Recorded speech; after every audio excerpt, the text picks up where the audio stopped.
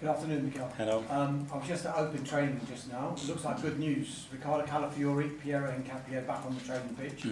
Are they ready for Sunday? Yeah, we have still another training session, so we'll see tomorrow after that to assess everybody and make the decision first of all in the squad. No fresh injury worries from the Inter game? No, after Inter we had no issues reported.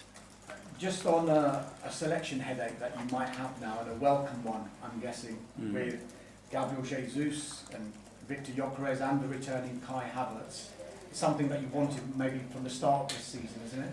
Yes, we were waiting for that, and with the amount of games that are coming up, they're all going to have opportunities and minutes, obviously, so great to have them back, and especially to have them in good form. I've asked you this before about Victor, actually, in that he had to start the season effectively without Jesus and Kai Havertz. Now that they're back, how much do you think it's not going to just help Arsenal, but help him as well?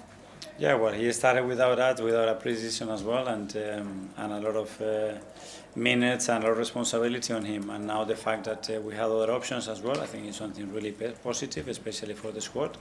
And you could see the other day, the guy scoring 2 goals, Victor coming in and making an impact to win the game. Sunday we'll see you come up against Manchester United and Mikel Carrick. How much of a tougher proposition do you think that game is compared to maybe 2 or 3 weeks ago?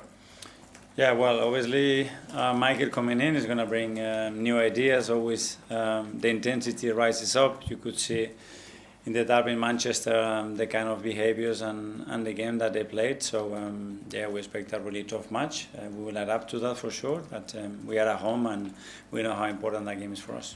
Can I just ask you about Ethan Ranieri? We know he's out in Marseille. It looks like it is going to be an agreed deal with Marseille for the rest of the season. From your perspective, how hard a decision was it, and what were the key factors behind it?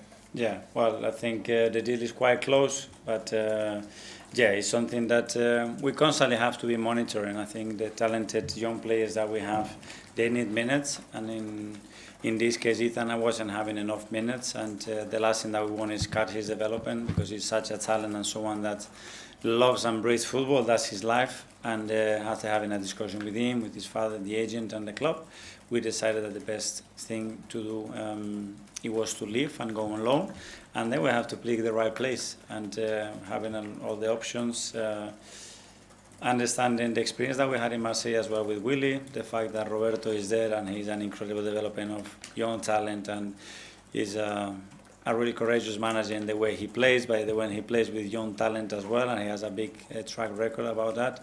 And I think it fits the way of playing for the qualities that we want to see for Ethan. So it's going to be a great experience for him.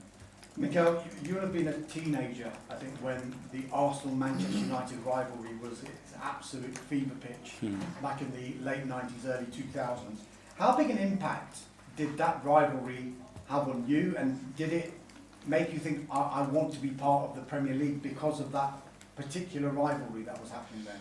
Yeah, and you guys sell it so well, especially in Spain. You could see the tension and the rivalry and those individual battles that they were there as well, that make the game really, really special. So yeah, obviously 2 massive clubs that they've been fighting at the highest level for so many years, and yeah, we want to try to have the best possible game to win it. It has thrown up so many incredible moments, some incredible rivalries as well, that fixture. Does one stand out for you? What was your first memory of it, or your most memorable one back from then? I don't know, there are a lot, but obviously just before kickoff as well, a lot of the things that were going on, and that's pricing up the tension, and then obviously the atmosphere in the stadium. But yeah, some incredible players as well on that era as well, that they've been absolutely legends of this league. So that's what it makes it so exciting. Thank you. Thank you. Jake from the Premier League. Hi, on Sunday then, against Manchester United, how different a side do you think you face from what you saw in the derby compared to perhaps before Mikel Carrick took charge? We don't know. Every game is different. Obviously, at the end, the individuals are the ones that make the difference, or the ones that make the game in a certain way. And we're going to try to be ourselves, be very dominant like we always want to be, impose the game that we want to play, and regardless of what they want to do, we want to take the game in the areas that are very good for us. And you mentioned the other 2 strikers who are now back to partner Victor Gyökeres. Do you think that gives you confidence that he can get back to the form that he showed as to why you wanted to sign him in the first place, in front of goal? Yeah, it's a lot of things that have to happen for consistently being able to produce those performances and numbers, but we have different relationships around him as well, because Kai is a player that can play in the two attacking midfield positions, so we can vary in relation to the opponents, their behavior, and the game that we want to play, so that's very good. And just lastly, you touched on it earlier, you came to a club that you knew, like Michael Carrick has done.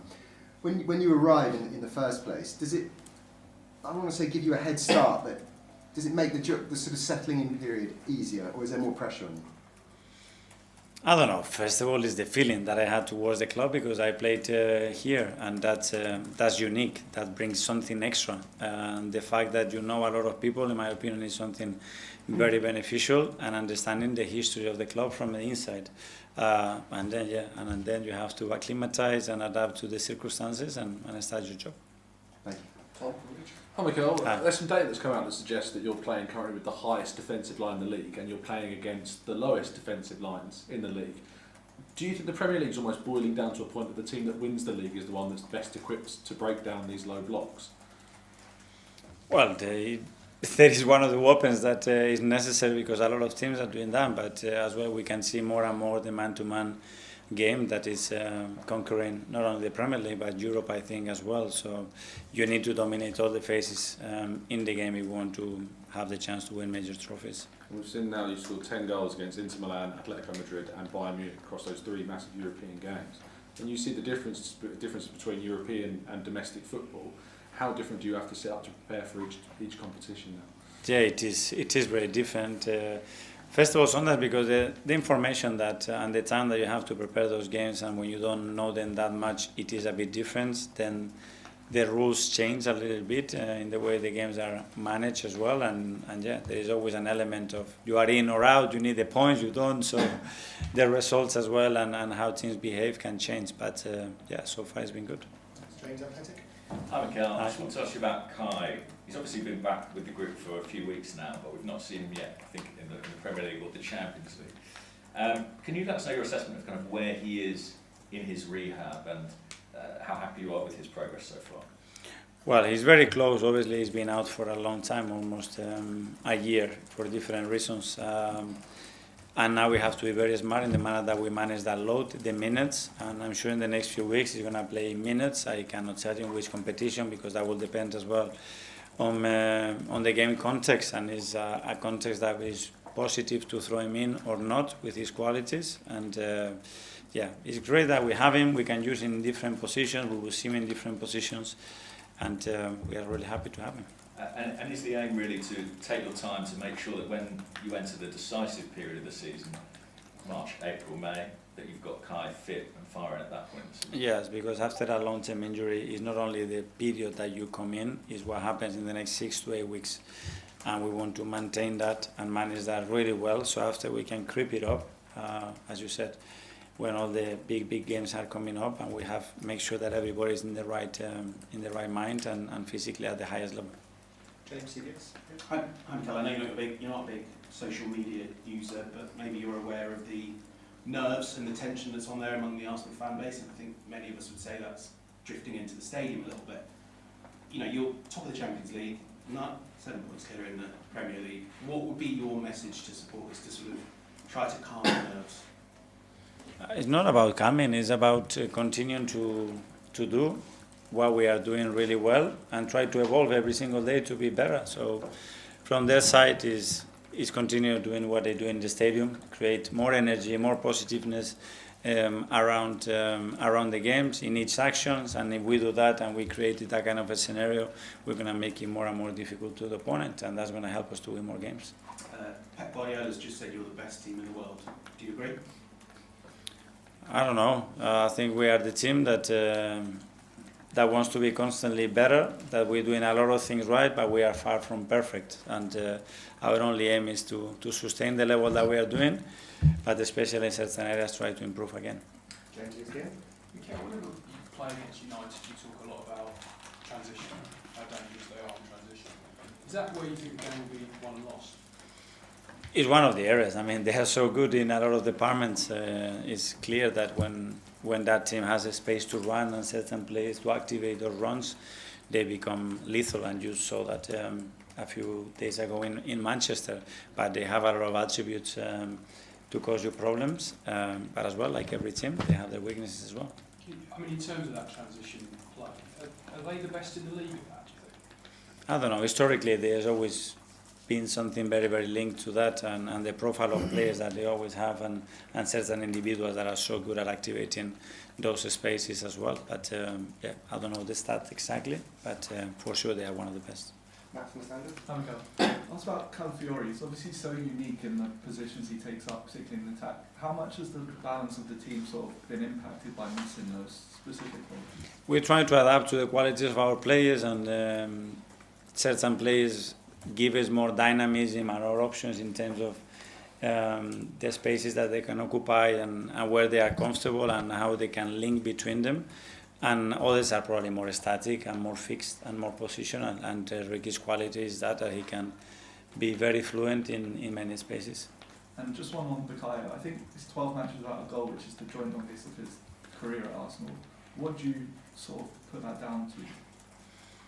Well, that's a possibility always, but the impact that he has in games around all the attacking process for us, and the attraction that he has in the opponents as well, open up spaces for other players. We want him obviously scoring and assisting in every match, and that has to be the aim at the level that he has.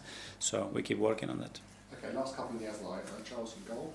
Hi, Mikel. Just going back to Kai quickly. I remember it was about a year ago you called him like a genetic powerhouse because he's so used to playing and he's stayed fit so much in his career. Do you think sort of mentally after such a long time out it's going to be quite difficult for him to kind of trust his body when he does get back? Is that something he's going to have to work on? I don't think so, because he's a player that has an unbelievable track record, and what happened, okay, it happened, and you have to go through that in your career at least once. You know, he's gone through that period that has enabled him as well to learn more about the game, about his body, and probably about how much he loves playing and how difficult is his life when football is not a big part of that. And he looks really, really hungry, and I'm sure we're going to see a very good version of Kai. Just quickly on Ethan, at a similar age in your career, you took a big move leaving Barcelona to go to France on loan. The experience that you spoke very fondly of, have you sort of used that and spoken to Ethan about that? Think that this time he spends there won't just be good for him on the pitch, but off it as well in terms of a learning experience? Yes, and not only me, but a lot of players that they have these kind of situations, and just understanding how he's going to feel, because when they talk about the opportunity and the clubs that are interested in you to go, the first thing is excitement. You are willing to play, you speak to the manager, he's very keen on you, and you're going to play at the weekend, and you're going to start a lot of games, and this is all very good. But one day you have to go, okay, pack your bags, this is the flight tickets, and you have to go to Marseille. Whoa, wait. And that is fear, is insecurity, is getting out of a place that has been really comfortable for him, around his family. But then this is the thing. At the end, you have to be thrown there into the Sharks in an incredible football culture and atmosphere and club, and it's going to make him so much good. Phil from here. Hi, Mikel. Just going back to that comment from Pep earlier about Arsenal being the best team in the world. Appreciate you probably don't want to say we are the best team in the world, but is it a big compliment to come from someone like him, because you know he was your relationships were documented? So just to hear that, it must be give you a bit of a buzz. It's always much better to hear positive things about your team and the work that you are doing, but obviously that's a big word, especially because, in my opinion, to be related to that, you have to win a lot of things, and we haven't. But we certainly have the purpose to be the best version that we can be every single day, and we're not going to stop till we achieve that. And just one on Gary Jesus. Obviously, he played so well the other night. Is it difficult to leave someone like that out of the team when he scores 2 goals, plays so well, obviously with United, to come on Sunday? Well, it's exactly what you want from your strikers, the same that Victor did. But at the end, you have to pick what you think is the best team to start against a different opposition, a different context, and then how you're going to finish the game as well. So tomorrow evening or the morning of the match, we will decide that.